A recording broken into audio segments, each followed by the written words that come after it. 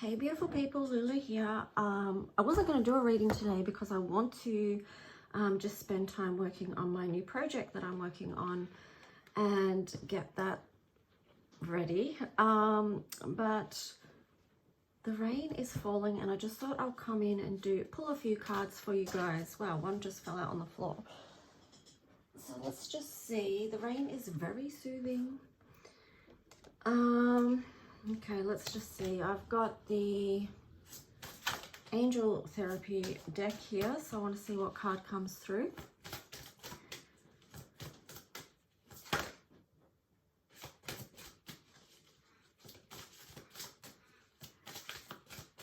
Asking as always, the messages that come through be from the highest light for the highest good. Wow, wouldn't you know? We've got this card. Oh, let me just move my coffee. Let's get it together, guys. We've got the angels are helping you lovingly speak your truth. So this has been a theme that's been coming up a lot in readings about the throat chakra, about people having courage to speak their truth. Let's just see what else. I split the deck and you've got the card of Archangel Raphael. The healing angel is with you, supporting your healing work. Okay, so if that is you, yeah, just, I mean, that's also come through in previous readings over the last couple of days, is about this being healed. Wow, that's interesting.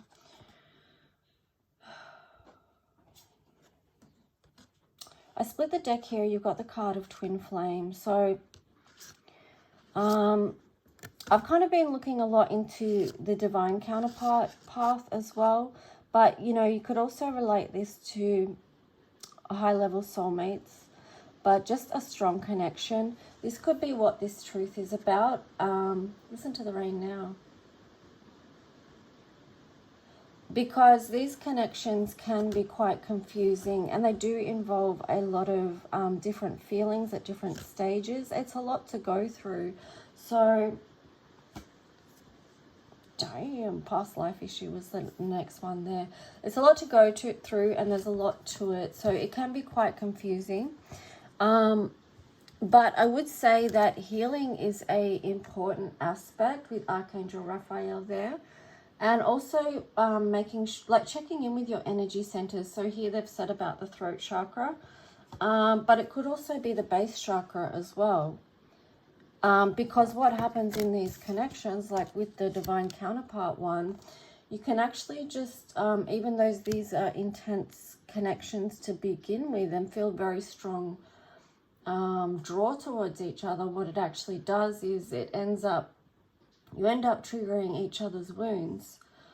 Okay, so a lot of that is held in the base chakra, and then that's why there becomes this time of separation so that the healing can be done.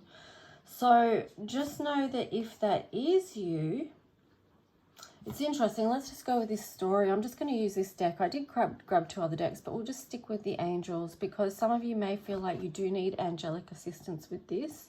And working with the angels is beautiful energy and it brings a lot of comfort. So, you know, have you asked your angels have you asked your angels for help with this? Your angels want to help you with this situation. However, they require your permission before they can intervene in your free will choices. So that's another thing that plays out here too is, you know, free will. So that's a good thing. But yeah, so just ask for help if you need it. Here you've got the sacral chakra. So this is to do with, the sacral is just above the chakra above the base chakra. And it is to do with, let me show you here.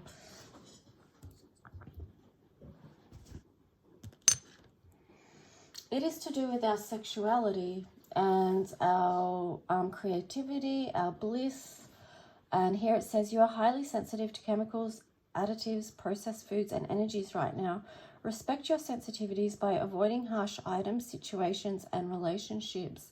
So this could be about bringing in boundaries. That could be something that you're healing within this connection, whatever type of connection it is for you. There could be something, yeah, even in your sacral chakra that needs healing. And, then you had the card of clear yourself. Ask the angels to release any toxic energies that you may have absorbed. So it is very much about healing, clearing energy, right? Clearing the old away so you can start something new. Because like I said, what happened with this time of separation, it's so each person can heal whatever they need to heal individually. And then the opportunity once they heal is to come back together and be more powerful together. Here you've got the heart chakra. The answer that you seek is in your heart right now. Be open to giving and receiving love.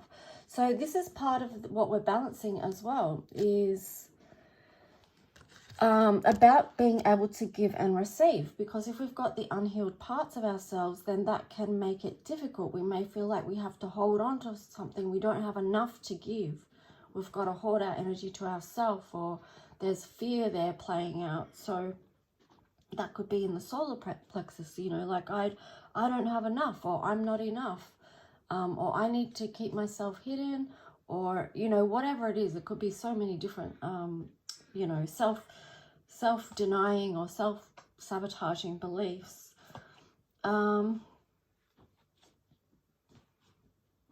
Yeah, so that's a little bit of a story there. Now, let me see. Do I want to bring anything else in? We may as well. We may as well. Let me just have a sip of coffee.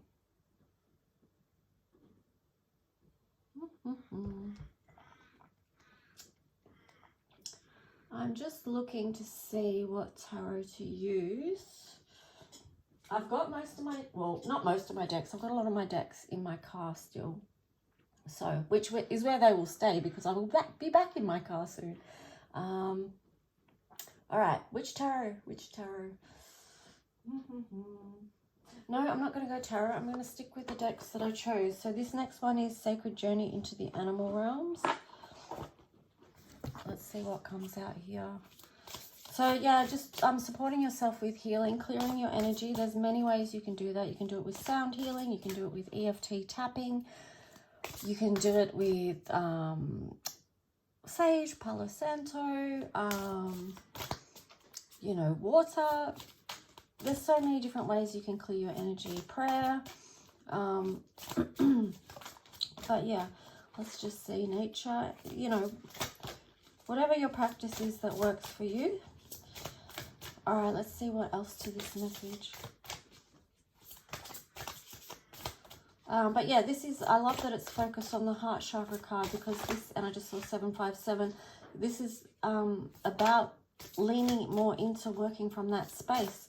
So for us to do that, and for that frequency to rise and to raise, we need to make sure that that energy, that heart center is clear, so that it can be expanded, you know, not what's the word, constricted in any way, or shut down in any way. All right, so let's see, 1, 2, oh, here we go. Oh, the little people, that's so cute. I may need to get the book for that one. You got the little people, and then, actually, maybe I don't need to get the book. You got the little people, and then you've got Leap of Faith in reverse. So the way I'm interpreting this within this reading is that it's about moving into trusting yourself and who you are. Like, have faith in who you are. Accept all parts of yourself. The little people here, you know, this little horse could have an inferior, what do you call it? You know, could feel not good enough because, oh, maybe I'm so small and I don't compare to others, or, you know, whatever.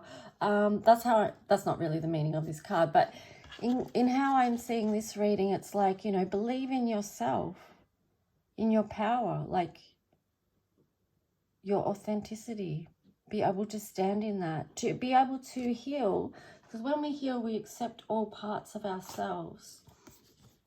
Ancestors, I love this. I posted, I posted, that's very interesting. Wow. That's the indigo bottle there. So the indigo bottle got knocked down. But yeah, I posted a picture last night in the community tab about, which was relating to my ancestors, a lot of strength and energy. Anyway, I'm just getting there that, you know, lean into the strength and wisdom from your ancestors.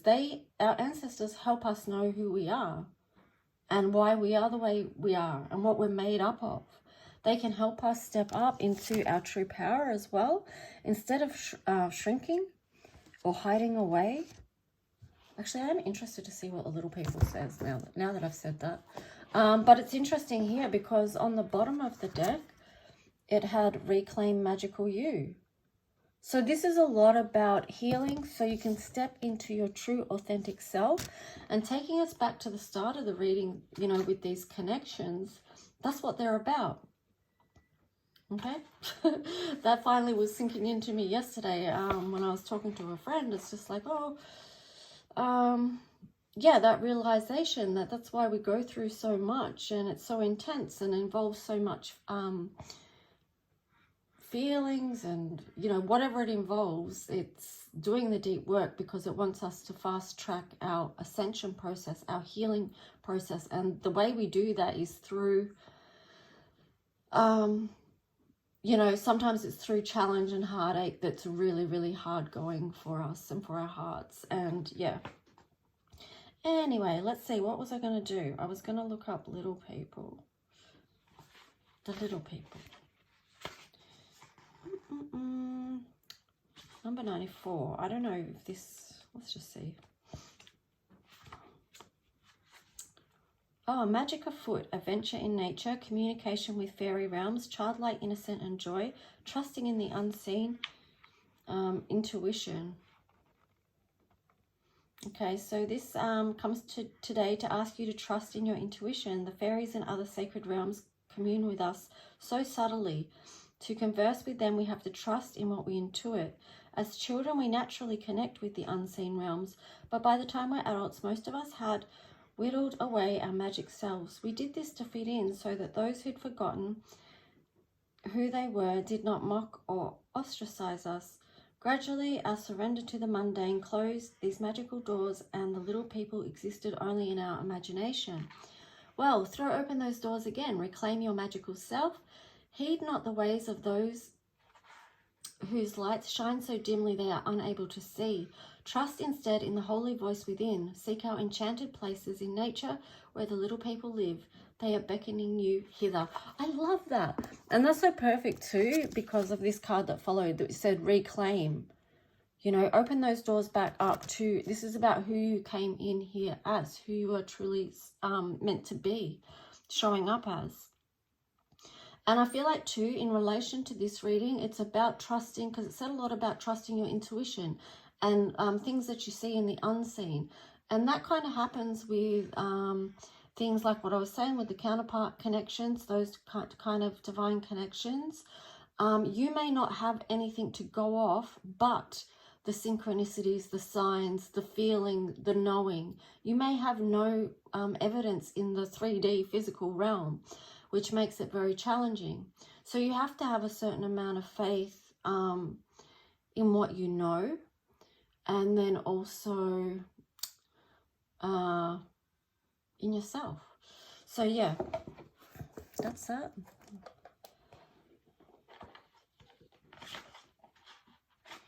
Okay, I'm just going to finish off with a labyrinth card. I don't know if you've ever walked a labyrinth at all. You can make your own, you can create your own, but it's a very powerful way to get to truth. And also it balances the left and right hemisphere of the brain. So this is what a labyrinth looks like. You can make one of these, just look it up online how to do it. It's very easy. But you can make one even just with, like, if you have a bag of flour or if you have chalk, you can make a big one to actually walk outside. And yeah, it's just a great way to get to an inner truth. Anyway, let's just see.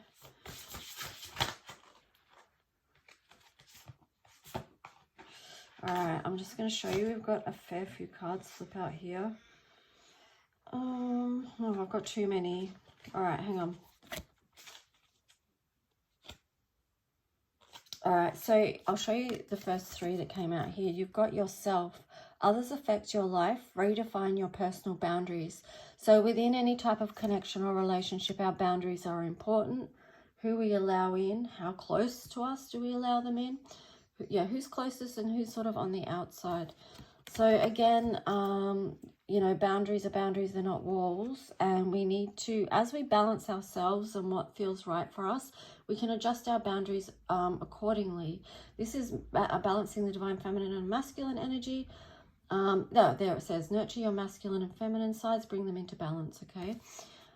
This is a very important part of the healing journey within these connections as well. And it's often only when that occurs within the individual that the partnership can return, you know, in a divine union. So here you've got environment. Your environment reflects your life. Change your surroundings. And then the next card here is weave your destiny. You create your destiny. Start weaving your own path. So create magic in your own life. This is understanding who you are, what you can create, how creative you actually are as a creative being. And this is also one of the gifts of this connection that you may find yourself in. You may not resonate with this reading at all, and that's okay. Just if you can take something out of it, that's good. It could be just about clearing your own energy and you know, stepping more into who you are,